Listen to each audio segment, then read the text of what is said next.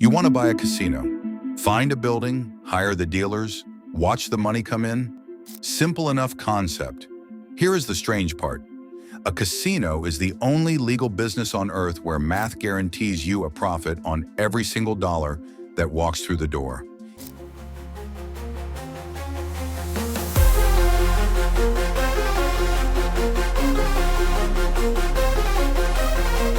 And it is also the business where the smartest, richest operators on the planet keep going bankrupt anyway.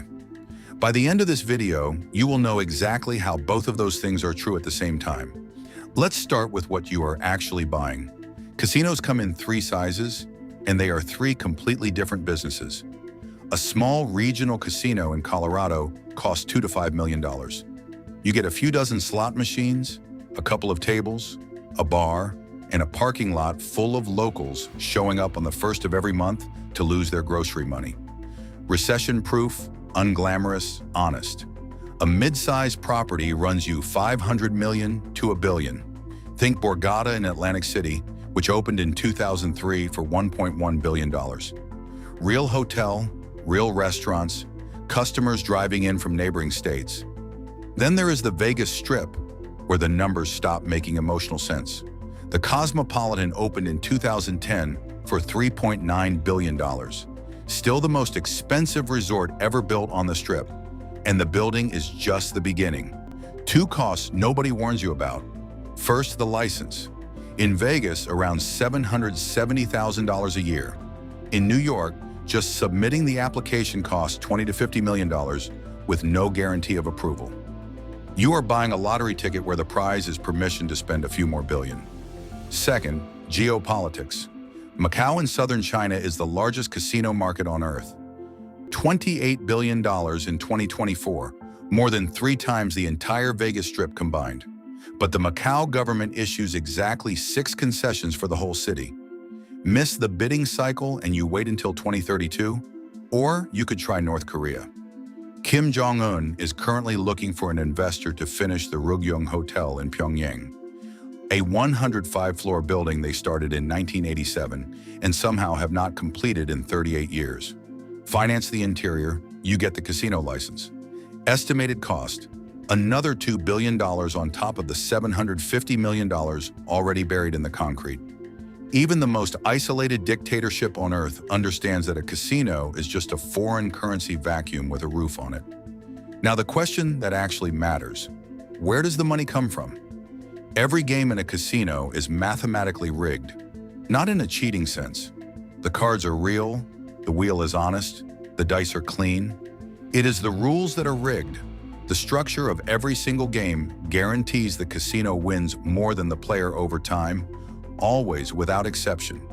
The industry calls this the house edge. Here is the simplest version. You and I bet on a coin flip. Heads, you win $1. Tails, I win $1. That is a fair bet, 0 edge. Now I change one rule. Tails, I take $1 and a nickel. Same coin, same flip. But now every bet, on average, I keep 5 cents. Boring on one flip. Catastrophic over $1 million. Roulette is the cleanest example. European roulette has 37 numbers. Bet $100 on a single number and win. The casino pays you $3,500. But the actual odds of hitting are 36 to 1, not 35 to 1. You should have been paid $3,600.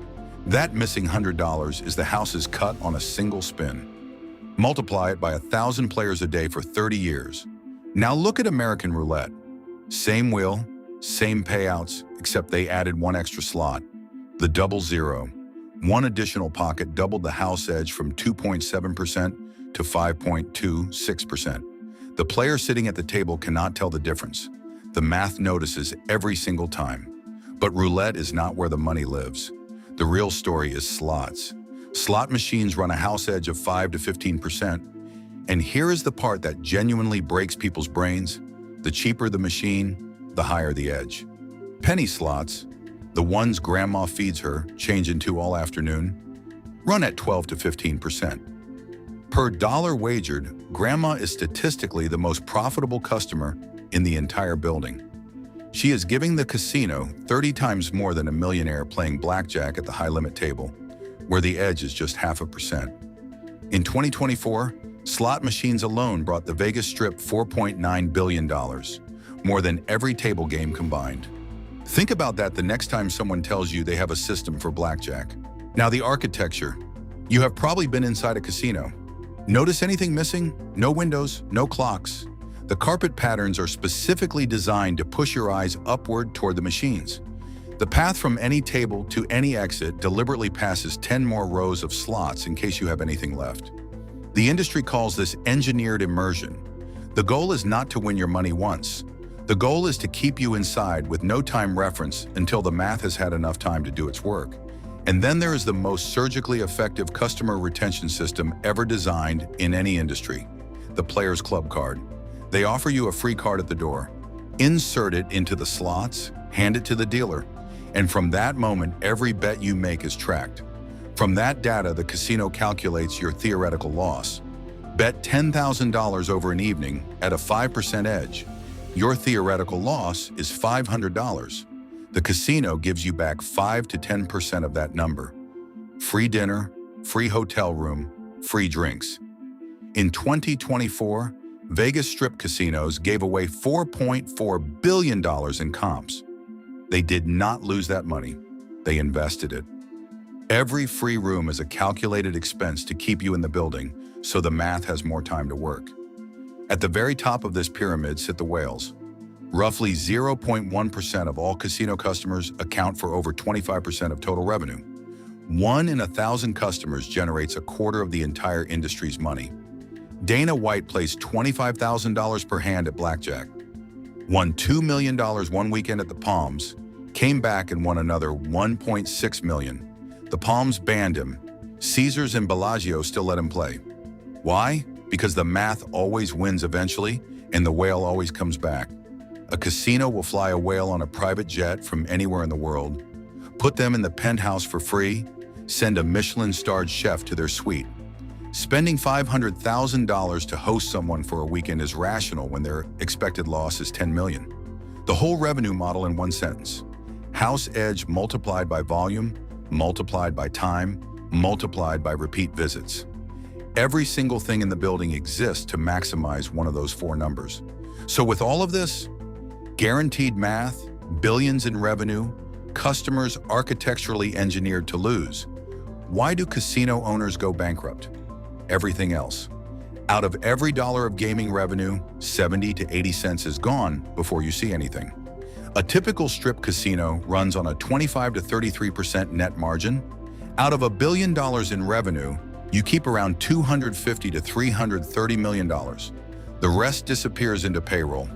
A strip resort employs 3,000 to 8,000 people. Taxes, Nevada takes 6.75% of gaming revenue. Macau takes 40%. Pennsylvania takes over 50% on slots. And then the costs that come specifically from being a casino. A Vegas property has more cameras per square meter than most prisons. Every table, cashier, escalator, and parking spot runs on 24/7 surveillance with a dedicated department that does nothing else. Decks get swapped on every table every 4 to 8 hours to prevent card marking. Millions of brand new decks thrown out annually.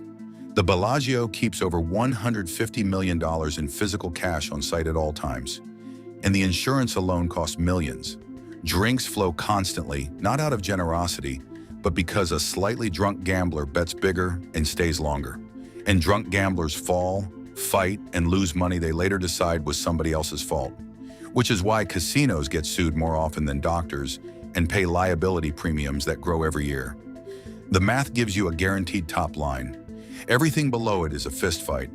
That fist fight has a small set of recurring patterns, and almost every famous casino bankruptcy traces back to one of 2 mistakes. Mistake 1, too much debt. In 1990, Donald Trump opened the Trump Taj Mahal in Atlantic City and called it the 8th wonder of the world. He financed it with $675 million in junk bonds at 14% interest. Just to service the debt, the casino had to generate nearly $100 million a year before any other expenses.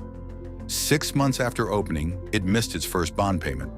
By 1991, it was in bankruptcy. No casino is perfect from day one. Do not build one that requires perfection from day one. Mistake 2, wrong product for the market. In 2012, a $2.4 billion property called Revel opened in Atlantic City, built for Wall Street executives instead of bus trip retirees. No smoking on the gaming floor, no buffet, no players club. In the gambling world, that is roughly like opening a gym and banning sweat. The hedge fund crowd never came. The retirees they had alienated did not come back. Closed 2 years later, sold for $82 million. 3 cents on the dollar. In 2016, Lucky Dragon opened off the Vegas Strip, a $160 million boutique casino built entirely for Asian customers. Asian language signage, feng shui interiors, no 4th floor. Turned out Asian high rollers who flew to Vegas wanted Vegas. The fountains, the spectacle, the scale. Not a smaller version of what they had left at home. Closed 14 months later. If you are going to build a $2 billion building, someone needs to actually want to be inside it. That sounds obvious. It keeps not being obvious. Here is the paradox at the center of this entire industry. A casino has the most reliable revenue mechanism in business. A bakery does not know how many croissants it will sell tomorrow. A casino knows with reasonable precision how much its slot machines will hold this year. The mathematical top line is essentially guaranteed. And yet casino operators go bankrupt at rates that would embarrass a tech startup. Because the math only works at scale and over time.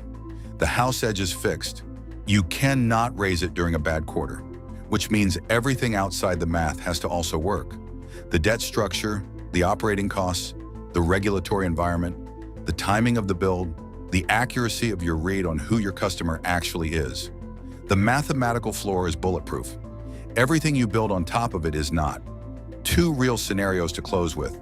$5 million in Colorado, small regional casino, annual gaming revenue around $10 million. After all costs, profit of roughly $2 million a year. Payback in 3 years. Unglamorous, recession-resistant, and quietly one of the most reliable small businesses in America. $1 billion in Las Vegas. Full strip resort, 2,000 hotel rooms, 100 tables, 3,000 slot machines. Annual revenue around $900 million. And here's the detail most people miss. Only 1/3 of that comes from gambling. The other 2/3 is hotel, restaurants, shows, and conventions. A modern strip casino is barely a casino. It is a resort that uses gambling as the loss leader to pull people through the door. Net profit after everything, $250 million a year. Payback in 4 years. After that, $250 to $300 million annually for as long as you can keep the operation running. Sheldon Adelson started buying casinos in 1988. By the time he died in 2021, he was worth $35 billion. His company, Las Vegas Sands, generates around $32 million in revenue every single day, more than the entire annual revenue of most American casinos combined. The house always wins. The only real question in this business is whether you are smart enough, capitalized enough, and patient enough to actually be the house. See you next time.